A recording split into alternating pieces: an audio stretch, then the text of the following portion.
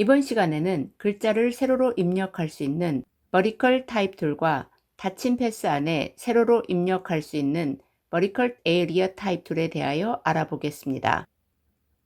툴 패널에서 타입 툴을 클릭한 후 테러프 막대를 터치하여 관련 툴을 패널로부터 분리합니다. 버티컬 타입 툴을 선택합니다. 캔디스를 하이라이트한 후 컨트롤 C를 눌러 복사합니다. 컨트롤을 누른 상태로 아트보드를 클릭해 셀렉션을 해제합니다. 아트보드 왼쪽에 클릭한 후 컨트롤 V를 눌러 붙여넣습니다. 원래는 가로 방향이었던 글씨가 세로 방향으로 입력된 것을 볼 수 있습니다.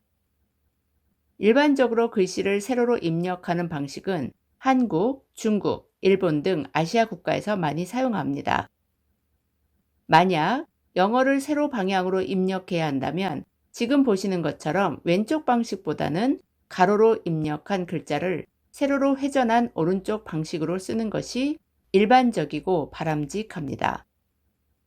버티컬 에리어 타입 툴은 에리어 타입 툴과 버티컬 타입 툴을 결합한 텍스트 입력 툴입니다.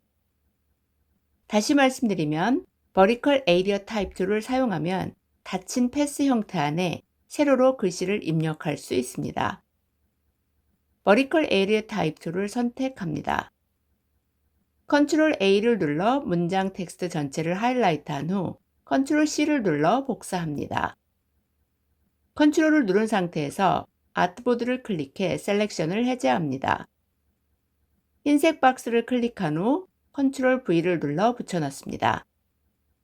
원래는 가로 방향이었던 문장이 세로 방향으로 입력된 것을 볼 수 있습니다.